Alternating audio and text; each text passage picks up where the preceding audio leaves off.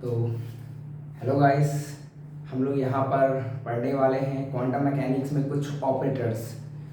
हम लोग एकदम स्टार्टिंग से ऑपरेटर्स नहीं पढ़ेंगे, कुछ बीच से ही रैंडमली हम कोई ऑपरेटर उठा के यहाँ पर हम लोग पढ़ने वाले हैं। तो आज हम लोग पढ़ने वाले हैं प्रोजेक्शन ऑपरेटर इन क्वांटम मैकेनिक्स। प्रोजेक्शन ऑपरेटर इन क्वांटम मैकेनिक्स। तो हम लोग पढ़ने वाले हैं projection operators.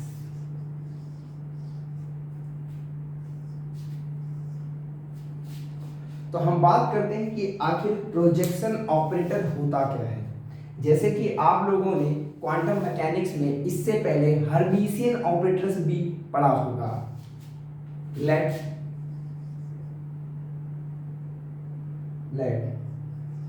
The operator A is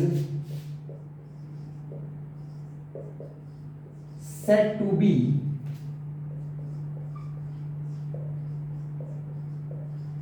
projection operators if it is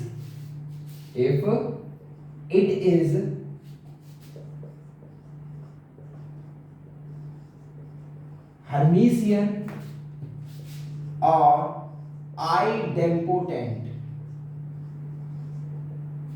मतलब आइडेम्पोटेंट, जैसे हम लोग ने मैट्रिक्स में पढ़ा है कि आइडेम्पोटेंट मैट्रिक्स कब कोई होती है। अगर हम कोई भी मैट्रिक्स ले लें, कोई मैट्रिक्स अगर ए ले लें, तो वो मैट्रिक्स आइडेम्पोटेंट कब बनती है? जब ए स्क्वायर इक्वल टू ए वापस आ जाए, वो मैट्रिक्स इटसेल्फ वापस आ जाए, तब उसको हम लोग कहते हैं idempotent matrix.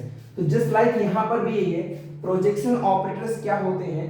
Late the operator A is said to be projection operator if it is Hermitian or idempotent। It means अगर हम a का डैगर ले लें तो भी हमको a कैप वापस मिलना चाहिए, और अगर हम इसका स्क्वायर करें तो भी हमको a कैप यहाँ पर वापस मिलना चाहिए। मतलब ऐसा कोई भी ऑपरेटर जो इन दो कंडीशन को फॉलो करता है। अगर हर्मिशियन मैट्रिक्स क्या होता है, जनरली आप लोगों ने पढ़ा होगा, अगर किसी का हम डैगर लेते हैं और वही ऑपरेटर वापस आ जाता है तो उसे हम लोग कहते हैं हर्मिशियन ऑपरेटर। तो अगर हमारे पास कोई ऑपरेटर ए है, अगर उसके ऊपर हम डैगर करते हैं तो ऑपरेटर ए वही वापस आ जाए, और इसका स्क्वायर करते हैं फिर वही वापस आ जाए। इसको हम लोग मैट्रिक्स के फॉर्म में आइडेम्पोटेंट मैट्रिक्स भी पढ़ते थे। आइडेम्पोटेंट मैट्रिक्स में यही होता था कि अगर हमारे पास कोई मैट्रिक्स है, अगर इसका स्क्वायर करते थे तो वो मैट्रिक्स हमको इटसेल्फ मिल जाती थी। तो यहाँ पर ये हर्मिशियन की कंडीशन है, ये आइडेम्पोटेंट की कंडीशन है।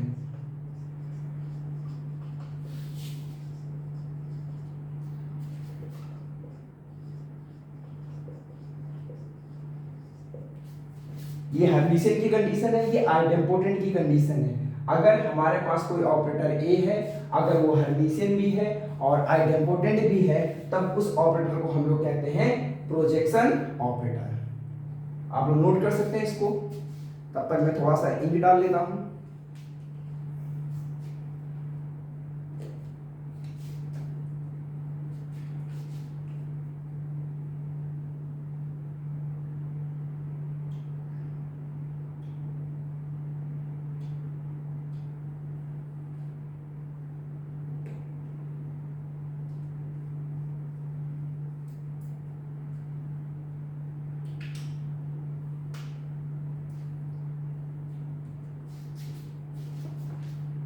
तो आप लोगों ने इसको नोट कर लिया होगा, हम लोग आगे बढ़ते हैं।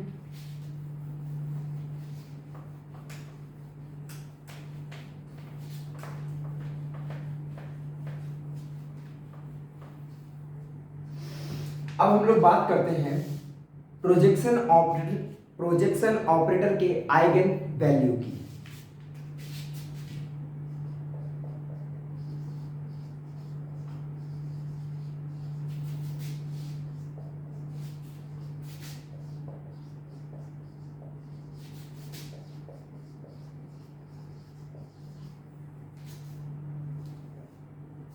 हम लोग प्रोजेक्शन ऑपरेटर के आइगन वैल्यू की बात यहां पर करने वाले हैं।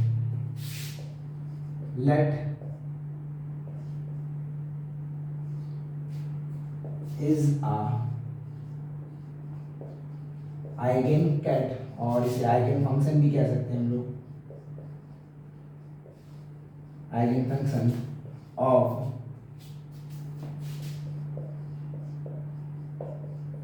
प्रोजेक्शन ऑपरेटर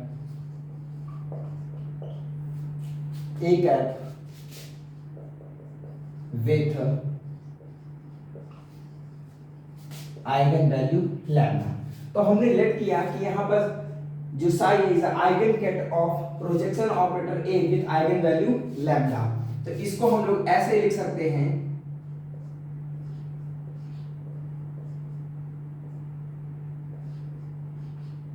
लैम्डा क्या है, जब ये प्रोजेक्शन ऑपरेटर इसके ऊपर हम लोग ऑपरेट कर रहे हैं तो लैम्डा हमको क्या मिल रही है, इसकी आइगन वैल्यू। अगर इस लैम्डा की वैल्यू हम लोग निकाल लें तो वही लैम्डा क्या है, लैम्डा है क्या, इस प्रोजेक्शन ऑपरेटर की आइगन वैल्यू है। अगर हमें लैम्डा की वैल्यू पता चल जाए तो हमें इस प्रोजेक्शन ऑपरेटर के आइगन वैल्यू की मान पता चल जाएगा। तो हम लोग अगर ए स्क्वायर, इसको इस तरह लिखा जा सकता है और यहां से इसको देखिए और ये इसको देखिए, तो क्या ये इसके इक्वल हो सकता है,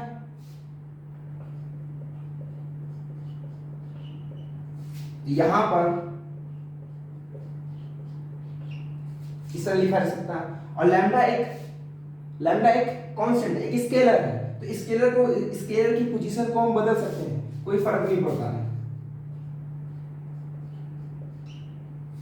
तो लैम्डा को इस साइड ले आएंगे, ए कैप को, फिर इसी डेफिनेशन का यूज करेंगे कि हमारे पास operator A operate on a ket psi lambda ket psi. तो यहां पर फिर ये दिख रहा है, फिर इसकी जगह इसको हम फिर प्लेस कर देंगे यहां पर। तो ये हो जाएगा हमारे पास ए साई इक्वल टू ये हो जाएगा लैम्डा इंटू लैम्डा, ये हो जाएगा साई, और लैम्डा इंटू लैम्डा ये हो जाएगा लैम्डा स्क्वायर।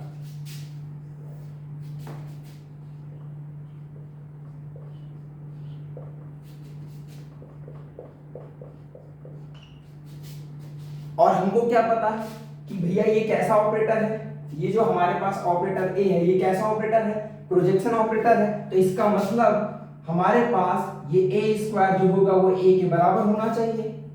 क्यों भाई, हो सकता है क्योंकि ये प्रोजेक्शन ऑपरेटर है। तो यहां पर उठा के रख देंगे हम लोग।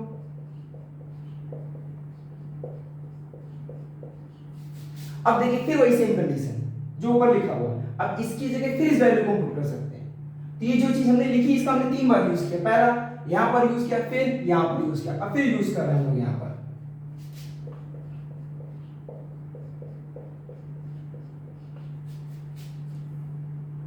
इसको साइड लेके आते हैं तो हो जाएगा lambda square psi equal to 0, ये हो जाएगा लैम्डा स्क्वायर माइनस का लैम्डा। तो साई जिस स्टेट के ऊपर हम लोग ऑपरेट कर रहे हैं वो 0 तो हो नहीं सकता है, it means lambda square minus का lambda must be equal to 0। यहां से अगर हम लोग लैम्डा की वैल्यू कॉमन कर लेते हैं तो इक्वल टू 0, तो लैम्डा की वैल्यू कितनी है, 0 and 1। This is eigen value of projection operator. तो हमारे पास जो प्रोजेक्शन ऑपरेटर होते हैं उसकी सिर्फ 2 आइगन वैल्यूज आती हैं, 0 and 1। This is eigen value of projection operator. तो मेरे ख्याल से आपको बात यहां समझ में आ गई होगी। एक बार फिर से हम लोग देख लेते हैं क्या किया। हमें यहां पर आइगन वैल्यू चाहिए थे प्रोजेक्शन ऑपरेटर की, तो हमने let psi ket is eigen ket और eigen function of projection operator A with eigen value lambda.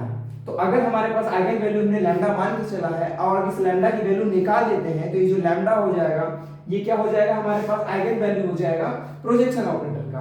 तो हम इसको इस फॉर्म में लिख सकते हैं, सभी ने पढ़ रखा होगा, लैम्डा का यहाँ पर आइगन वैल्यू है, हमने यहाँ पर स्क्वायर किया तो इसको इस तरह यहाँ पर लिखा जा सकता है, और इसकी वैल्यू जो है यहाँ पर ये, तो हमने यहाँ पर लैम्डा कैट साई पुट कर दिया यहाँ पर। फिर लैम्डा हमारे पास एक स्केलर है, तो स्केलर को हम लोग आगे पीछे कर सकते हैं, तो इसको आगे पीछे कर दिया, फिर इसकी वैल्यू उठा के, तो यहाँ पर लैम्डा स्क्वायर आ गया। और ए हमारे पास कैसा भाई, प्रोजेक्शन ऑपरेटर, इसकी जस्ट पहले हमने पढ़ा है कि अगर हमारे पास कोई भी प्रोजेक्शन ऑपरेटर होता है तो आइडेम्पोटेंट की कंडीशन को फॉलो करता है, तो इसकी जगह ये इसको हमने पुट कर दिया, फिर इसी कंडीशन का यूज किया, फिर यहाँ पर इसको इस साइड लेके आए, psi ket does not equal to 0, तो lambda square minus lambda is must be equal to 0, तो इसको 0 के बराबर करेंगे तो लैम्डा की वैल्यू यहाँ पर 0 और 1 आएगी। तो हमारे पास प्रोजेक्शन ऑपरेटर की सिर्फ दो आइगन वैल्यूज होती हैं, वो है 0 and 1, this is eigen value of projection operator. तो आज के लिए इतने रखते हैं, बाकी और इनकी क्या क्या प्रॉपर्टीज हो सकती हैं, इनके क्वेश्चंस कैसे हो सकते हैं, वो हम लोग नेक्स्ट वीडियो में पढ़ेंगे।